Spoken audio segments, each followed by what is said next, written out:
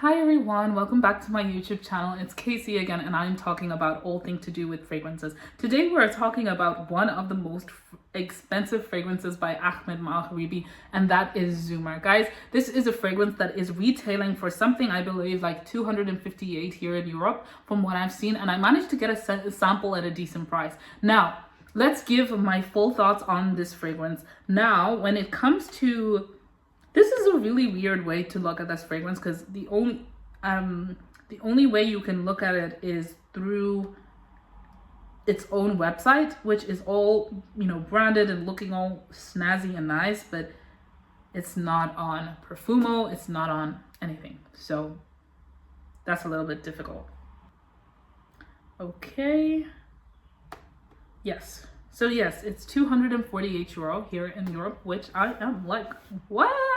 It is an extrait de parfum fragrance, but I'm also like, isn't a lot of the Ahmed Maghribi fragrances extrait de parfum, or they behave like they are? Now, it has been said by the Ahmed Al Maghribi team that this fragrance is actually one of their most natural fragrance. It has some expensive oud oils.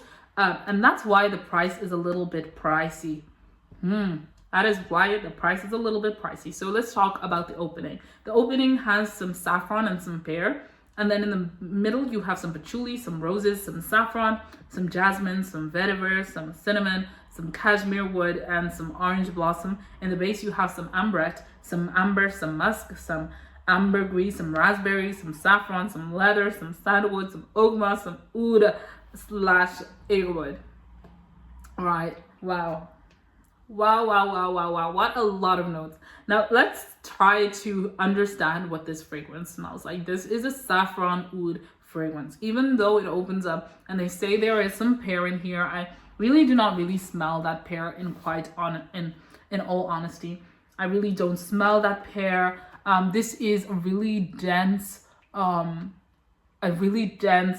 skanky-ish oud, like strong eggwood, has some saffron on every layer. If that doesn't tell you anything, this is a saffron heavy fragrance.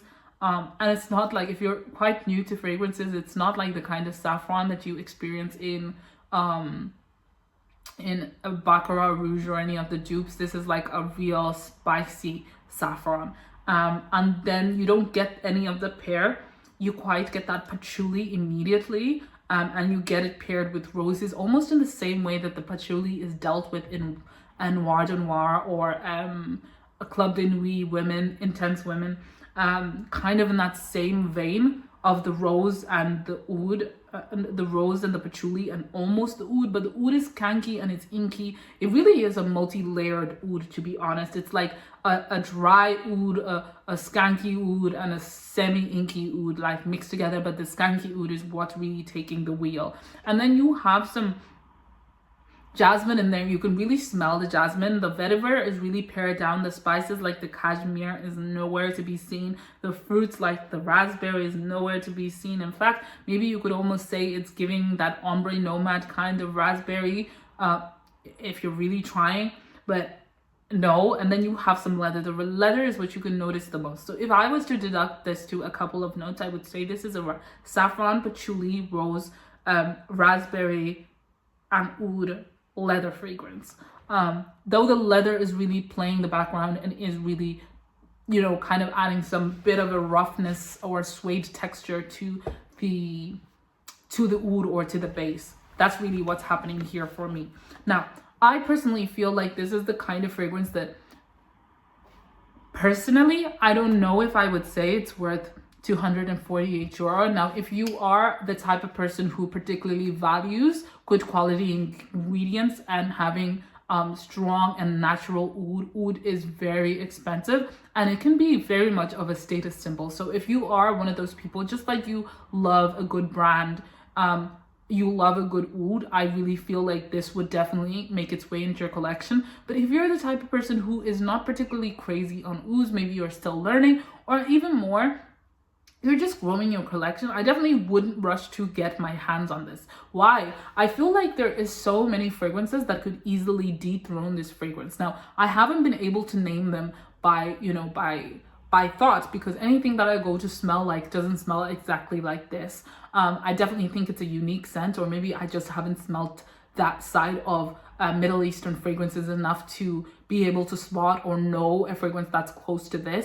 But I definitely feel like this is quite almost redundant, very easily redundant, especially if you're in the Western world and you don't wear oud a lot. I definitely feel like this could be dethroned by a lot of other fragrances that you probably have in your collection, or if you're growing your collection, you will probably end up having a fragrance that's quite close to this by accident, you know, and having to pay 248 for something like that only to end up having a fragrance similar in your collection for much cheaper, or that you used for the same purpose, I think kind of kills the whole essence of this fragrance. But that I'm really trying to be honest, but also not to downplay how good and how good quality this fragrance is. You guys know I'm a die-hard fan for all Ahmed Al Maghribi fragrances. So I'm really hesitant to even say anything negative about this fragrance, but I'm also being quite honest and being quite transparent with you guys. I personally wouldn't buy this for the price that it's for. I definitely feel like I might end up, because I do a lot of blind buying, so I do feel like I might end up having a fragrance that is quite similar to this in my fragrance. And I also don't wear much skanky ouds in my opinion, so I don't really see the purpose of buying something that expensive for something I wouldn't wear as often. But we'll see, maybe my taste will grow over time, or maybe I might just never end up finding a fragrance that quite close to this, or I might find it at a good deal, and you know what, in that case I will definitely cough up some money and pay. Yeah, so that is my first thought on this fragrance. So really it's like almost like a patchouli red rose fragrance mixed with a ton of saffron and some amber and skanky oud. This is a beautiful fragrance. I definitely feel like this leans a lot more masculine than it does feminine, but with a lot of Middle Eastern skanky ouds, like that really does not matter. I feel like if you love your Middle Eastern fragrances, I feel like a lot of women in the Middle East wear fragrances like this anyway. If you're really that nervous, pair it with some rose and your problem is gone. I definitely feel like even though it is a fragrance that is beautiful to layer with at the price and how good the fragrance is, I kind of don't think you would want to layer this with anything else. I think you would want to be enjoying this fragrance on its own and give its own tea. Now, so it is dense, it is skanky, it is strong. It is mind-boggling. I think only 2 sprays of this is good, and it's a room filler, it's sillage. I definitely feel like it's not for the young noses. I definitely feel like 30 plus, 40 plus to feel confident. But again, it really comes down to how much you love your ouds. That's really what the groundbreaker here is. The saffron and the oud, you have to love that. It's really spiced up, really almost herbaceous, like down to the throat kind of oud. Yeah, so if you smelled Zumar before, have you smelled anything that's supposed to be close to this? Now, there hasn't been a lot of people on Fragrantica. It's actually not on Fragrantica at all, so I can't even tell you what other people say it is close to. I haven't found anyone really talking about this besides one video of Aromatics when he went down to Dubai and managed to smell this fragrance. So yeah, that is my own personal thoughts. I hope that you found this particularly useful, and until next time, please.